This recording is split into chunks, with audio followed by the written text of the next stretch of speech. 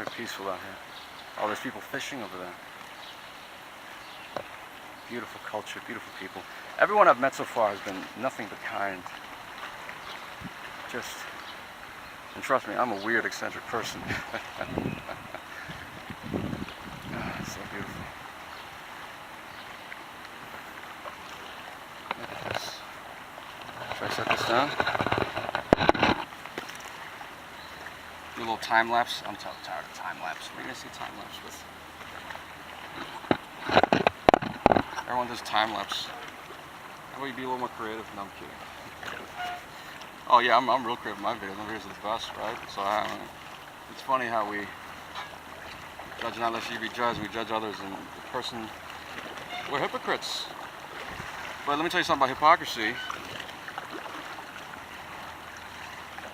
Hypocrisy is bad, but there are things worse than hypocrisy. You think like, oh, Bill Cosby. Bill Cosby says like what? Oh, worst thing is he was a hypocrite. And it's like, I don't think that's the worst thing. I think the worst thing was the probably the raping, and then second would be the drugging, and then third on the list would be the scheming. But hypocrisy, that's like way down on like the 4th, 5th page. I mean, I stole that from Norm Macdonald. Norm Macdonald has a brilliant. There's a lot of what is that? You know, curse words in it. But you know, wisdom is justified of our children, and you know, the children of this world are in their generation wiser than the children of light. And you could write 1,000 books on that one verse alone. Let me tell you. So we tend to close ourselves off from the world, and we tend to live in this weird little Adventist bubble or Christian bubble, and we lose perspective. And it's important for those who can, I think, in order to understand worldviews. Like Pastor Doug, he can preach to us, and he can preach to people in the world, and it's not, it's you know, it makes perfect sense, and it's flawless. And because we were of the world, Pastor Doug was of the world, I was of the world. Baptized 3 years ago, and used to be an atheist. Dabbled in New Age stuff. Dabbled, read of a lot of different religions, from Islam, from really weird, esoteric. I learned of Freemasonry, which I'm sorry is a religion. It's funny how you guys, that's not a religion, this is fraternity. Oh, come on, people. You use the Bible, you use the Quran, and then you spiritualize it away with your cunning, weird stuff, and who will save the widow's son? And oh, come on, Elijah saved the widow's son. But anyway, I'm sorry, I'm rambling, see? That's why I'm not good at this. That's why I just read books and try not to express my own views, because my brain is, I'm sure I've got to be on an autistic scale or something. They say that, you know, people with mental illnesses or disabilities, they say that it's not your greatest pain or your weakness or your flaws that you think are flaws can be your greatest asset. I'll give you an example. Dyslexia. There are three of the I think at least 3 of the sharks on ABC's Shark Tank are dyslexic. Pastor Doug is dyslexic. Many of the was Steve Jobs dyslexic? I'm not sure, but many of the great men in the world are dyslexic. And Barbara Corcoran, she has a theory about this, and she says the theory is that, you know, people with dyslexia, they have to learn how to think differently or think around. And Steve Jobs, you know, he had the brilliant thing, think differently. IBM had think, which is too vague. But Steve Jobs perfected it. Think different. Just 2 words. You don't, you know. And Guy Kawasaki, which is of Apple, he says, you know, these mission statements. He has this. Oh, he's hilarious. The book Art of the Start is. I'm telling you, you got to read it if you're trying to start anything. And he talks about how this random mission generator on a website just uses all these big words, and it just randomly generates it, and it sounds wonderful, but it means nothing. It's fluff. And when he says what you need is a mantra. What you need is just like a few words, you know. Think different. Just do it. Or you know, he uses better examples in the book. I gotta look back in the book. But the point is that shorter mantras are much better than some weird, vague mission statement that sounds like every other company. You have to think differently. You know. Yeah, we learn from the world, but we also don't just copy them verbatim. We have to think for ourselves, and we have to like. My fiance says that, you know, you gotta have different settings when you're talking. I'm like, fine, here's a setting. I'm in Qatar. So I hope that's different enough for you, sweetheart. And yeah. Assalamu alaikum. Yeah, there. Assalamu alaikum. And you know, I spent about 15 minutes learning some Arabic. And what I did was, here, I'll show you the Arabic that I wrote. I use a combination of my knowledge of the English and the Vietnamese language, and I kind of blended it all together. I guess it's just the pronunciation thing, the normal thing you see in the dictionary, but even that is really weird. So I put this, I didn't have the words, so I only had the audio. So I just wrote out what it sounded like to me and how I might remember it. So I did like Assalamu alaikum, and that's a greeting that everyone uses, and it's like God be with you or something like that. And alaikum, hamam is a response to that. Good morning is Sabah el Hayim. I'm telling you, that's another reason why the children's world in the generation wise and children light. There are people who go to China or any country and they learn the manners and the customs and all, you know, like here they say it's polite to drink 2 cups of coffee and it's only offers it to you, but not 3. And we have those weird customs like that in Vietnam too. Like in Vietnam, when you pay money, you always give it with 2 hands, not just 1 hand. Give it 2 hands. That's very important. And there's a certain way. I wish I could do. Oh, I'll show you how to do it. So, Vietnam, suppose I give you a book or give you money. I give you two hands and a little nod, or do like this, which is even more polite. It's just like 1 hand down here, it's like thank you, or you know. The younger generation doing it. I feel like it's doing it less. Yeah, I see like you know, Christian courtesy or just human courtesy and kindness. We lack that so much in the church and in our lives and stuff, to be just a little more courteous to each other. Something that I sincerely need to work on, and yeah, don't beat yourself up too much. Okay, we all make mistakes. You know, if your brother sins against you 70 times, 7 times, you forgive him, and we have to forgive. And it's hard to, but you know, it's a lot of hard work. It doesn't happen in one day. It's a work of a lifetime. But yeah, you know, the businessmen, you know, they'll learn Mandarin, they'll learn all these things. Even John Cena, man, he speaks wonderful Mandarin.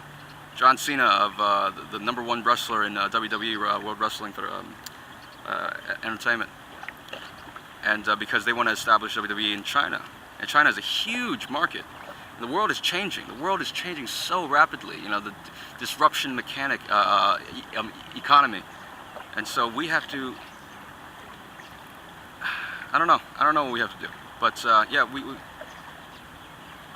the children of this world are in their generation wiser than children of light. That's what Jesus Christ said.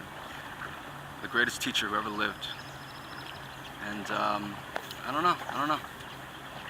So yeah, you learn a little Arabic. You know, you visit a country, you pay respects, and you try. Yeah, you make faux pas, you make mistakes. Then you say smeheli, which is sorry, and it reminds me of smelly. So that's that. And you use those. I use those memorization techniques as well. Smeheli, something. Oh, I did something wrong. It's a bad smell, it's a stinking odor. Or here's another really good one. Please is min fadlik. Min actually in Vietnamese, min actually means min. It actually means me. So that's how I remember that. And Min is actually my middle name. It's my father's name. And so Fudlik, I remember Fudlik, with Fuddruckers and lick licking. So Fudlik. So I have this picture in my mind, Min, which is already so easy for me, and then Fuddruckers and a tongue, plus a tongue, Min Fudlik, or you know, licking ice cream or whatever at Fuddruckers. And then there's Heda, which is this, Hedak, which is that, Hedi, which is feminine. So here, a table, window, a bag would be feminine, but a book, a cup, a door would be masculine. That's very interesting to me. And what else? Because language is divinely inspired. Did you guys know that? It's biblical. Because before, there's only one language in all the world. There was only one language. And then they built the Tower of Babel after the flood for different reasons. One of them was they were afraid the flood would come again, or they tried to explain it away with natural causes. Oh, it was natural causes. Ice age. It was global warming. Okay. Maybe it's a little combination of both. But we know for a fact that the Noah's flood was directly by God. And we know the rain comes because of God. The sun rises every day because of God. We are living every beat of our heart. It's not like you just wind up a toy and it just beats automatically. No, every single second we are sustained by God, by Christ, out of mercy. It is the Lord's mercy that we are not consumed. And we have this kind of, some of us, and we have this subconscious entitlement. And we think we're entitled to salvation like bratty little children of rich parents. And God, Christ Jesus is the richest, right? And He wants to give us the riches. And He does. And even when we don't deserve it, the things that the punishments we deserve, He doesn't give. Psalm, I believe 103 or something. I got to look that up. And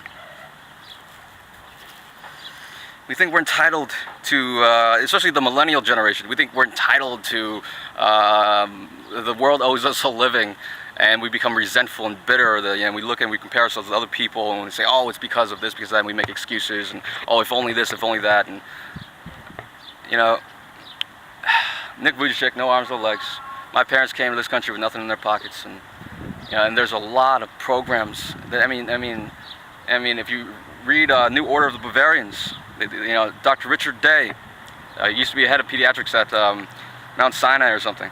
You can see his obituary in the New York Times and stuff. He was a very important man, and he was in those confederacies, those secret organizations and confederacies.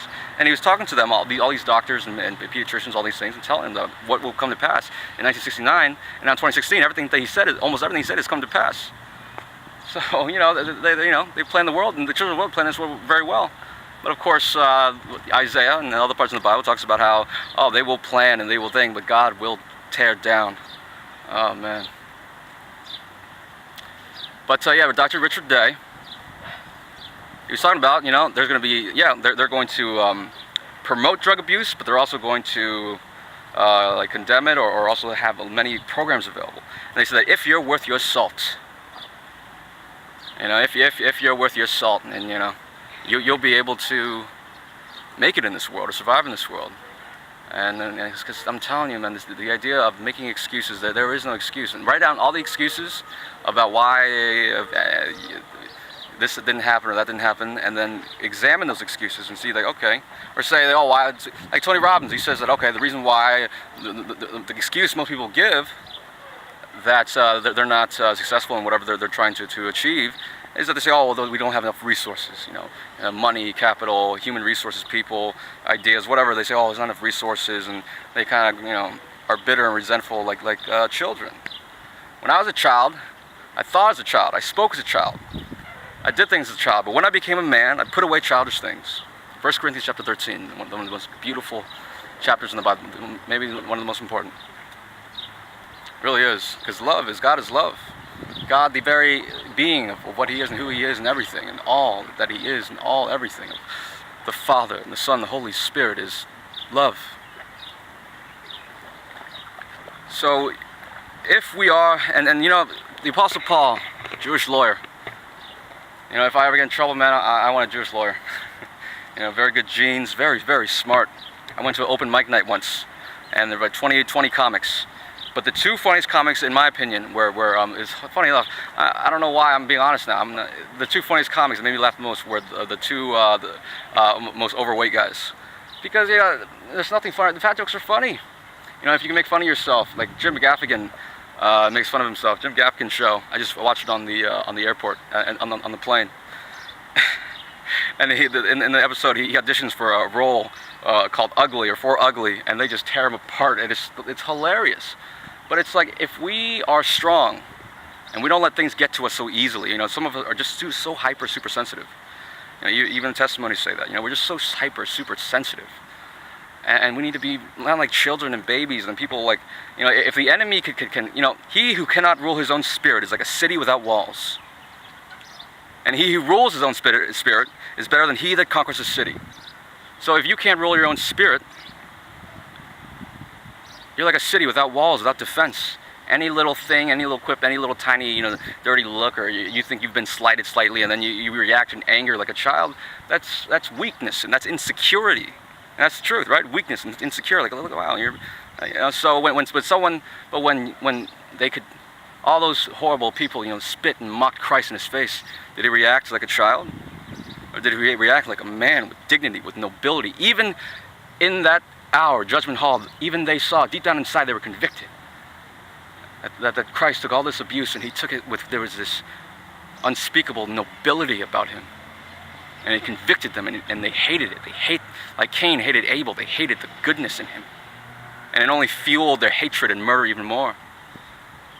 But I thank God, and I know that some of those who mocked him in that crowd, I'm sure afterwards repented and realized and saw from the scriptures, and saw from Isaiah, and saw from Genesis to Malachi, that Christ was the Messiah, that his kingdom was not of this world, that it was a spiritual world. I mean, a spiritual kingdom, and not a literal kingdom. And they wanted a literal one. They loved the things of this world and not the things of heaven and of God. You know, one of the definitions of heaven is the presence of Christ.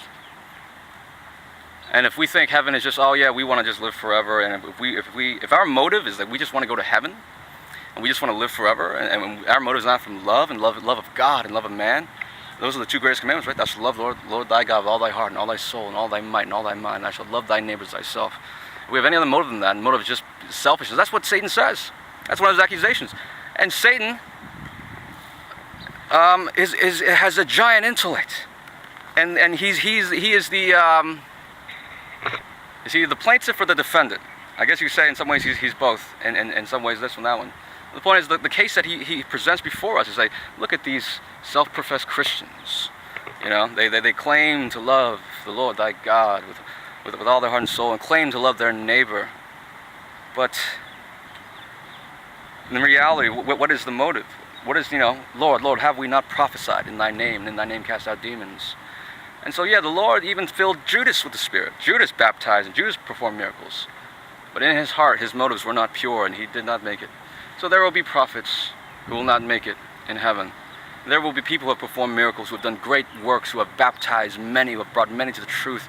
But if they had done that just so they could win brownie points with God, or they think that by their good works they could earn heaven, we need good works. We need to crowd as many good works as we possibly can in this life. But good works does not give us heaven. Because even the worldlings and the children of this world, they perform incredible philanthropic things, and some of them out of bad motives, just to make the company look good and increase the stock earnings, or whatever they're doing, whatever motive it is. So if our motive is, oh, we just want to go to heaven, and it's not out of pure love, and if, we don't have a new heart, but we have the outward show, yeah, we have the outward things, and but if it's not a pure motive, then it wouldn't work. Satan makes another accusation against us. He says that, well, I think he would make this accusation. I think he would. You guys tell me that if we had been in his position, we would have done the same. If we had been in his position, because there's a book called The Lucifer Effect. I don't agree with everything in that book, but the Stanford prison riots, showing that normal people, they seem normal, they seem good people, they seem they go to church, or they donate charity, they seem like good people, but they don't really you know not what manner of spirit you are, is what Jesus said to the disciples, to Peter and stuff. For the Son of Man came not to destroy men's lives, but to save them, and they went to another village. Luke 9:55 and 56.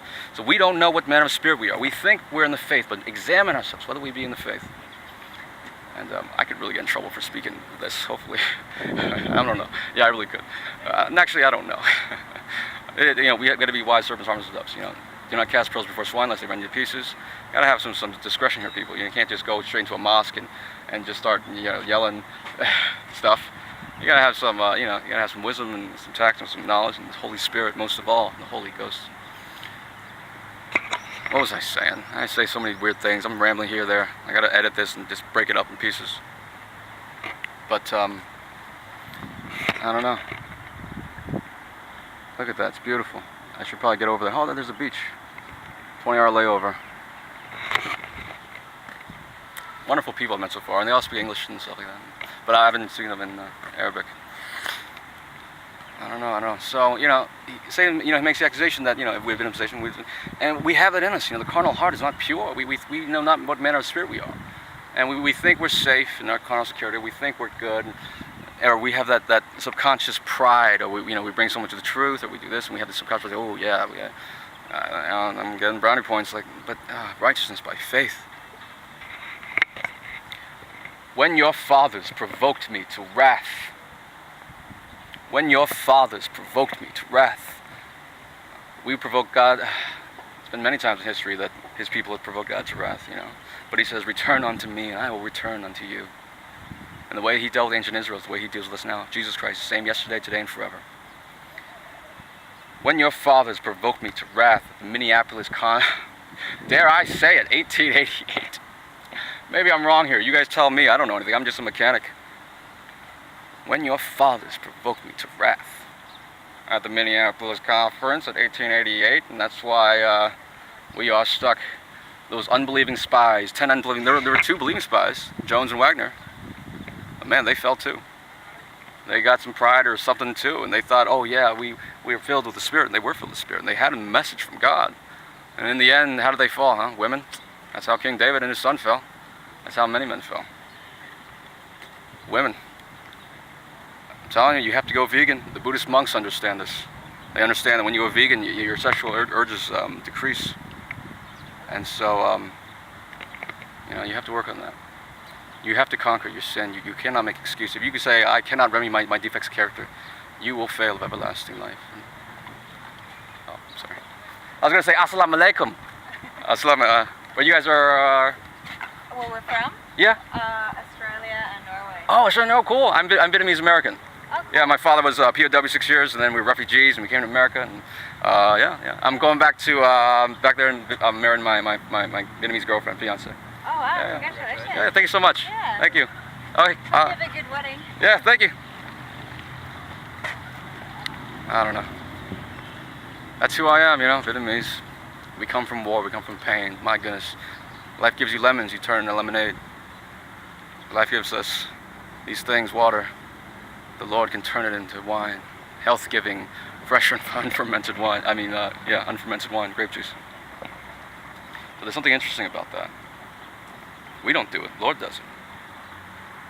But that's a whole big thing for another time. Yeah, that's who I am, you know. We do not let anybody give up your individuality, who you are and what you are. We are all unique. We are all so unique. And I don't know. I just don't know. Yeah, if we want to spread the truth to people and help people and give them the water of life, the snow of Lebanon, then we actually have to be friendly. A man that hath friends must show himself friendly. One sentence, one proverb, you got 1,000 books on it, but it's just so succinct and perfect. You want to be friends, you have to be friendly. Not like little children and say, oh, I'm entitled to it, or you, I don't know. There's this childishness that we have, that I have, that I definitely have, that I am trying to work on. You know, we all, you know, and the Lord will give us a new heart, a new mind, and the Word transforms us. It has power. One verse in the Bible can transform your life, change your life. It has such power. It reminds me of Mark Finley when he talked about when the Soviet Union fell. And then, you know, the communists, you know, they had banned the Bible. Anyone who had the Bible, it was burned, it was taken from them. You know, they were imprisoned, all these things. But when the Soviet Union finally fell, and Mark Finley came to preach, and many came to preach, they gave out Bibles. And he said, Mark Finley said, okay, we're going to give out Bibles in the beginning. Someone else was like, no, we'll give it at the end. Like, no, what are you talking about? Give them right now. And when they heard that, they didn't. Mark Finley didn't tell them to, but they just, for some reason, they all got up and they all got in line because they were gotten used to lining up for bread and for food rations, because it was scarce. And when they got those Bibles, last time when I told my friend Jonathan went to see Hacksaw Ridge, I told him I started tearing up a little bit. I don't know how to be embarrassed, because we are made a spectacle before the world. Before the world, and before angels, and before men. We are made a spectacle. There is nothing secret that shall not be unhid. 24/7, our entire lives will be in a book, in a panoramic video. In the 1,000 years of judgment, every single book will be opened. And so you might as well live right now as if you're 24/7 on display to the world and to men and to angels, to the unfallen worlds as well. Because Christ's sacrifice and this earth is not just for us, but for the safety of the entire universe, that sin will never rise a second time. And so when you live that way, every moment living, breathing with Christ, let every moment be a prayer, knowing that 24/7 we are on display and that we have angels with us. I call mine Bobby again. We have angels. They have names. I don't know his real name, but 6,000 years old, very smart, wise man. Saved my life a few times, I'm sure, and I thank God for the administration of my angels. Their angels do behold our Father in heaven. That's why we should be careful, you know. And I've done so wrong. But again, forgive yourself, forgive each other. Forgiveness. Why did Christ die? If he could forgive us, then how can we not forgive each other? It's so simple, and yet we don't, and we hold grudges. And grudges is like drinking poison, hoping it'll hurt the other person. And it just hurts us and our blood pressure and our health, and it festers and it becomes bitterness and resentful until it just comes to full-blown shipwreck of faith. We have to always cultivate love, cultivate patience. Patience is a muscle that can be learned, that can be built up. Trust is an account that can be added to and subtracted from. And you lose that, it's very difficult to get it back. Trust me, I should know. Yeah. And I could wallow all day in my shame and in my sin, and like us all, you know, we all have shame and sin, but if we show sadness in the face of spiritual good, sadness and sloth and self-pity in the face of spiritual good and in Christ, it saddens him and it dishonors him, and it doesn't make any sense. If we truly believe what we say we believe, it doesn't make sense. So we have to examine ourselves. We have to understand our own psychology. We have to develop self-awareness. And yes, when you